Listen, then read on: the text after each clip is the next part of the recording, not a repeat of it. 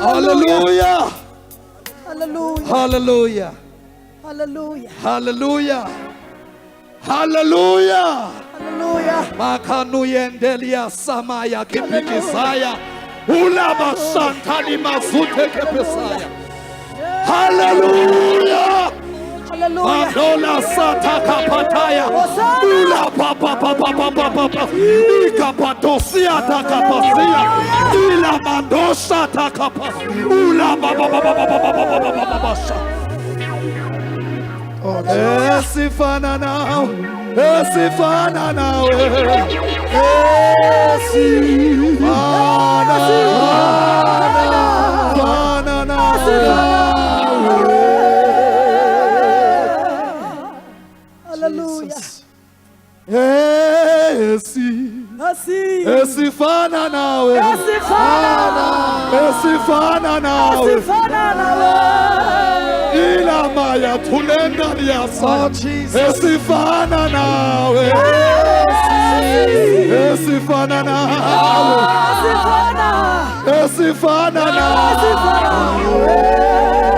Sabe nuka sikisi hlobo. Sabe nuka sikisi hlobo. Ayasikho. Isihlobo.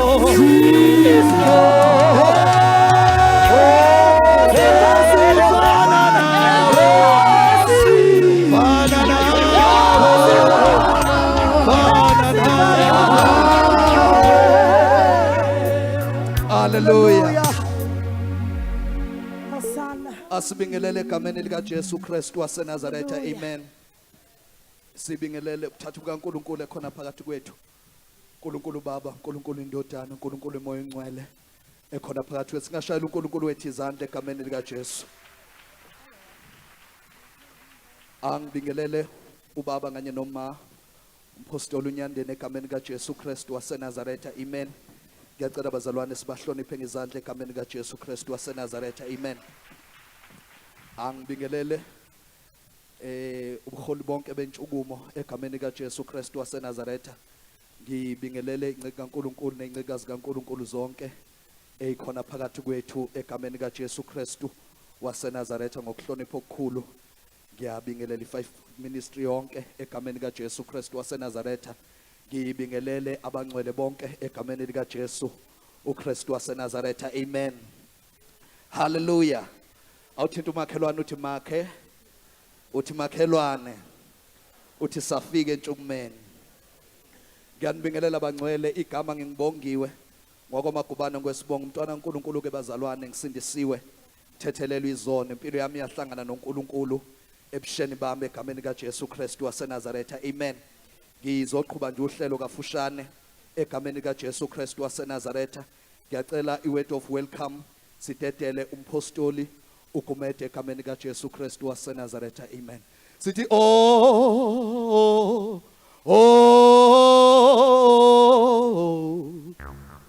sengi dinga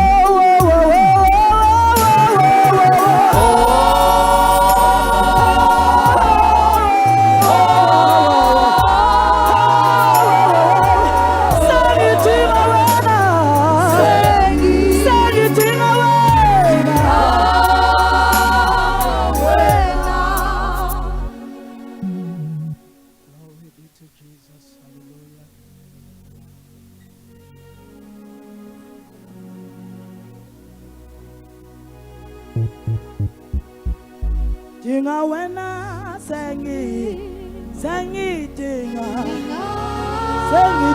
wena. Glory be to Jesus. Hallelujah. Siyambingelela bathandekayo egameni lika Jesu Kristu Nkosi yethu. Hallelujah. Ngiyathanda ukubingelela umama Apostoli unyandeni nobaba Apostoli unyandeni egameni lika Jesu Kristu waseNazaretha. Ngibingelela uNdlunkulu, ngibingelela inceku nencikazi sikaNkulunkulu egameni lika Jesu Kristu. Ngibingelela ibandla elathengwa ngenani eliphakemeyo. Siyambonga uNkulunkulu bazalwane egameni lika Jesu Kristu. Ngizocela nje ningamukele ngendlela engiyiyo. You know, into kaNkulunkulu iyahlulana ecobana amathambo. But nje ngiyacela nje siye kuGenesis chapter 1 egameni lika Jesu Kristu. Ngiyacela uNkulunkulu angisize kulesi sikhashana enginikezwe sona. My voice is rough, but ke ngiyacela sizofunda nje verse 11 bathandekayo egameni lika Jesu Kristu waseNazaretha. Sesutholile bathandekayo. Ngiyacela ke it's Genesis chapter 1 sifunde nje verse 11. Then God said, let the land produce vegetation, seed-bearing plants and trees on the land that bear fruit with seed in it, according to their various kinds. And it was so. The land produced vegetation, plants bearing seed according to their kinds, and trees bearing fruit with seed in it according to their kinds. And God saw that it was good. Hallelujah. Ngamafishane nje lento yami ithi, let the yielding seed produce itself according to their own kinds. Glory be to Jesus. Ngamanye amazwi imbewu nembewu ayizikhiqize ngokohlobo lwayo. uNkulunkulu ke uthe medala wadala uNkulunkulu lithi iBhayibheli wayesehlala phansi eseqede konke akwenzileyo. And asimthole buya futhi ezodala. He created once and for all. Wayesehlala phansi. Iyangidla ke le yokuthi uNkulunkulu asimthole phinde buya futhi ezodala. In other words, yonke into ekade seyenzile yayincike kwi-reproduction.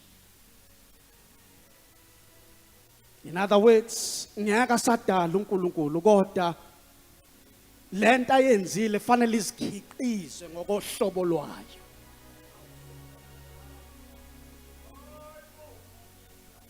And uNkulunkulu esinikeza in the book of Genesis, he was setting a foundation bathandekayo.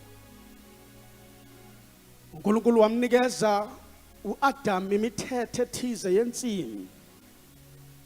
And God introduced Adam with a sphere of laws and principles. He was setting a foundation.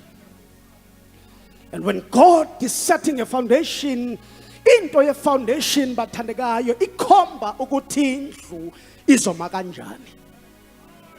We need to be careful ukuthi lapha kwi foundation, and we need to understand ukuthi lapha kwi foundation yona ndlela uNkulunkulu azwa eya eqhubeka enza ngayo. Praise the Lord. Now uNkulunkulu wami introduce ke uAdam. Now kunanto ke as siqhubeka bazalwane uNkulunkulu wayekhuluma years ago. I think we were here emthandazweni wasekuseni years back. Engithanda ukuthi sidlule kuyo namhlanje ebusuku. When we check Israel, amadodana kaJakobe abehlukene nangokama assignment awo. But kunale ekubizwa kuthiwa uLevi. And abalevi bebehlukene kathathu. Bekune family kaGershon, bese kuba ne family kaKohath, bese kuba ne family kaMerari. And Moses no Aaron bavela kule family kaGershon. And these families bathandekayo lapha kwi-tabernacle bebenama assignment abo ngokwahlukana kwabo. Every time uma itende noma i-tabernacle uma ifu selisuka bengasebenzi nombani. Uma bebona ifu liphakama bekusondela only these three families. The first family ebifika is kaMerari. uMerari yena uma efika ubefika akhiphe the 10 packs, akhiphe ibhikili zetende bese ethwala itende ahambe nalo. Bese kuza ifamily kaKohath. Ifamily kaKohath yona ibilapha kwi-holy place. Ithatha izitsha zikaSomandla. Glory be to Jesus. Uma sebeqedile ngokwama functions abo bekuza ifamily kaGershon okuyiyona ebekufanele iphathe umphongolo. They were trained, oh God, hallelujah, to carry the ark. Bekunezindlela zokusondela emphongolweni. There were ways of approaching the ark. Uma ifamily siqedile assignment yayo ibigudluka. Besidedela enye ifamily to take over. Besiqedile kaKohath angena uGershon azothatha umphongolo. Praise the Lord. uNkulunkulu wayesethi ubaba wami uma bekhula, my late father, ukhule endaweni yamafarm and bebejwayele ukulima. So I was young ngaleso sikhathi. Then mase ngithatha inhlamvu yomango lebizwa ukuthi fish mango. Bese ngithatha nalenye inhlobo kamango ekhulele lokishini bese ngiyayithatha ngizitshala ndawonye. While ngisazitshala abesethu baba musu kuyenza lento awukwazi ukuthi utshale 2 different kinds of seed on the same ground. Ngoba le enye izodla amandla ale enye le ingakwazi ukukhuphuka. Kwase kubuya kimi ukuthi ziningi inhlobo zama seeds in the house of God. And these seeds noma sekushadwana fanele kube luhlobo lulodwa olufanayo. Because babegade umphongolo nenkazimulo kaSomandla. Ifamily kaMerari bifanele ithathe kwifamily kaMerari. So that uma lo sethwala itende upartner wakhe ezo understand ngoba uzalwa on the same family. Because uma lo wakaMerari athatha wakaKohath noma wakaGershon lo munye mesethatha umphongolo. because the seeds are different from each other. Glory. Lo munye ufuna ukugijima, lo munye ubamba omunye. Angakwazi ukugijima ngendlela afanele agijime ngayo. He is killing the speed of another.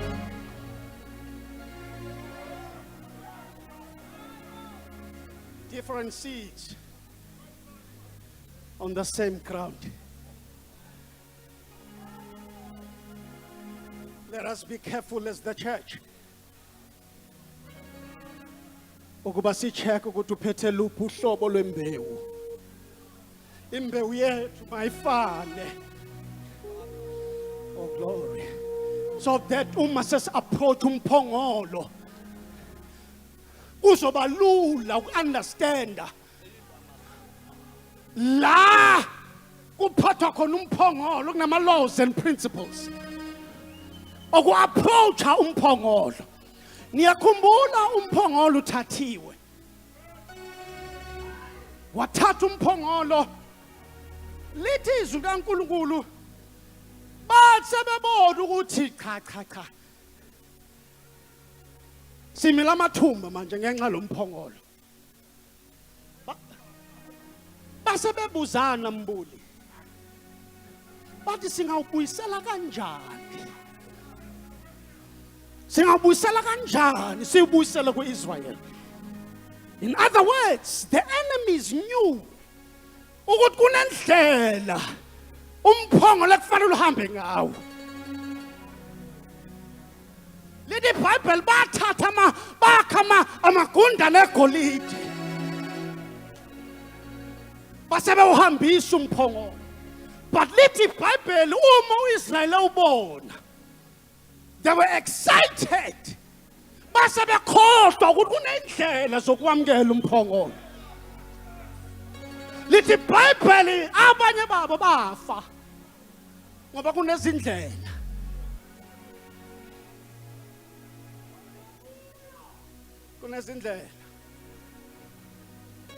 Kunezindlela bathandekayo. Let us understand bathandekayo ukuthi ukufunctiona kwethu in the house of God kwehlukene. Umuntu agijime ngokubiza bizwe ngalo. Hallelujah. Now uma indaba yami iglento yokuthi let the seed produce itself according to its own kind. Uma uMose uNkulunkulu ethi akakhuphuka indaba, wakhuluma kuMose wathi, Moses ungakhohlwa uJoshua, khuphuka naye. Kodwa angakhuphuki intaba, ahlale at the edge of the mountain.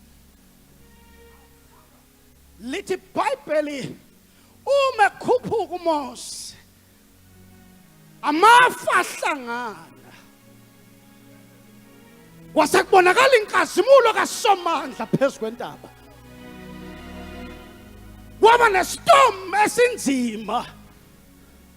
Lithi iBhayibheli while kuduma, I don't know what was happening with Joshua, but ngiyacabanga ukuthi ngelekathi liduma izulu, iduma imibane yayitransfer into ethize kuJoshua. uMose elanda uNkulunkulu esiqongweni sentaba, kwasho ukuthi uJoshua ukwi-edge of the mountain. Kwaba nezinto eziba transferred kuJoshua engazange abekwe izandla, just ukuthi he is in the right place where spiritual activities are active.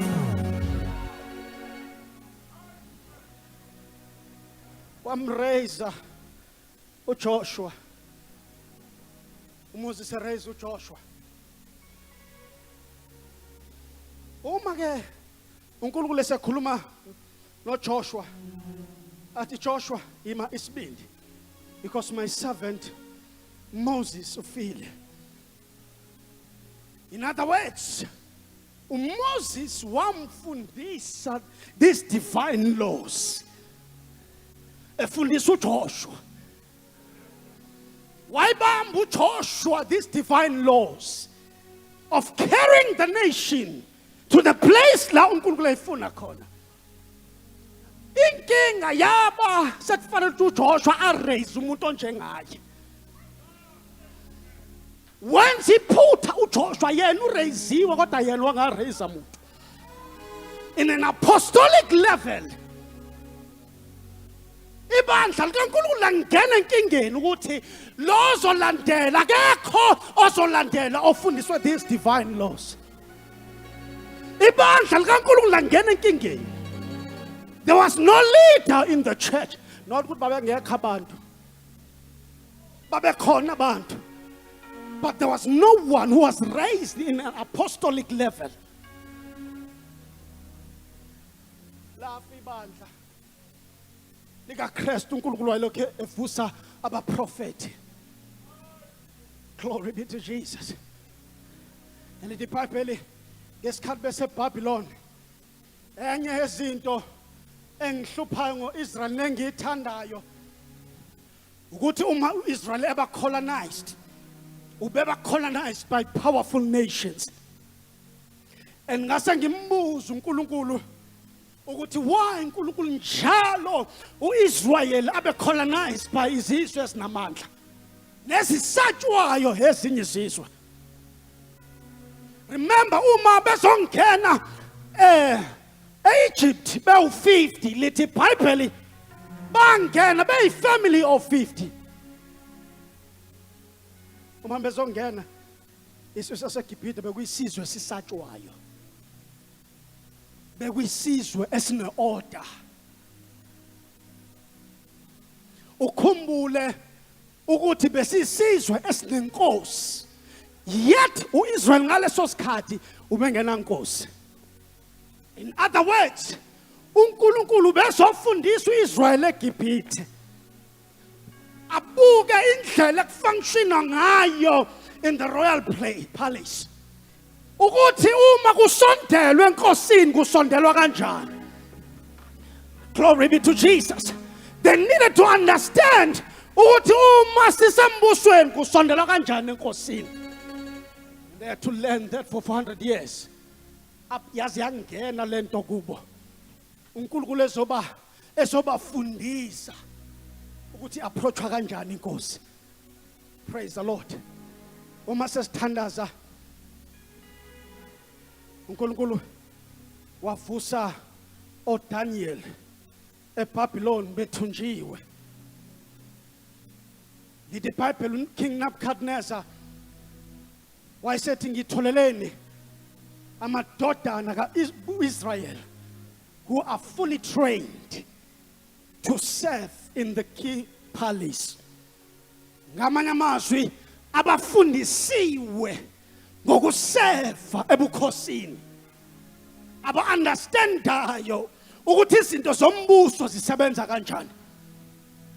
Ngoba uma sekuliwa sifanele si-understand ukuthi njoba kuzoliwa silwa kiphi level. Or Daniel, they were in an international level. Ngoba babethunjwe isinye isizwe esesatshwayo nesithuthukelayo kuso. Lithi iBhayibheli wathi akushintshwe ulwimi, bafundisa ulwimi lamaKhaladi, bashintshwe namagama so that bezokhohlwa ngoNkulunkulu kaIsrael. Kwasho ukuthi ke kuthunywa abafana who are fully trained, abaziyo into ngoNkulunkulu waseSiyoni. Lithi iBhayibheli uma sekubekwa isithixo phambi kwabo bathi asikhothama kulesi sithixo. Praise the Lord. And njoba benikezwe igrace, they were given a grace to break the fixed laws of the earth. Uma uJesu ehamba phezu kolwandle, he was breaking the earth fixed laws. Uma uJesu evusa abafileyo, he was breaking the fixed laws of the earth. Uma evuka ethuneni, he was breaking the fixed laws of the earth.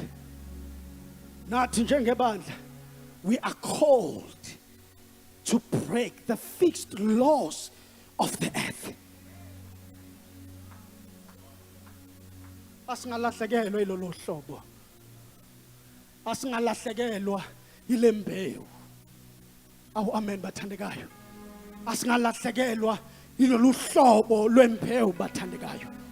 Ngoba uNkulunkulu lethembile to break the fixed laws of the earth. Njengamanje sikwi challenge. We need this type of a seed that will carry the church. Lise la uNkulunkulu elifuna khona. uNkulunkulu makanibusise egameni lika Jesu. Tomokolo sima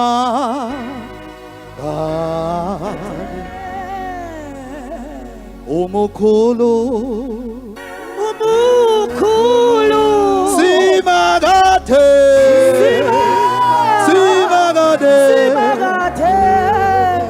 omokolo wena simagate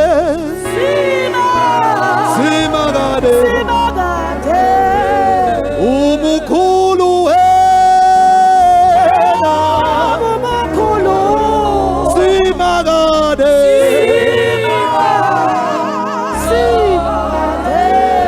omokolo wena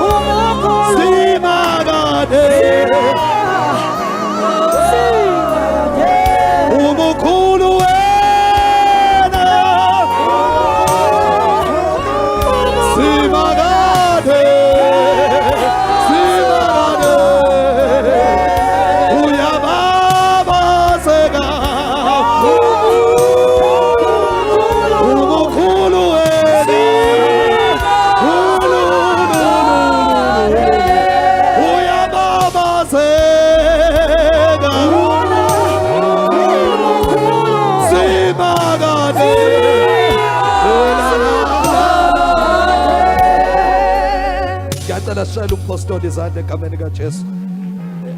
Amen. Ngiyacela sidedele usisulondiwe nxumalo egameni kaJesu Kristu waseNazaretha. Umukhulu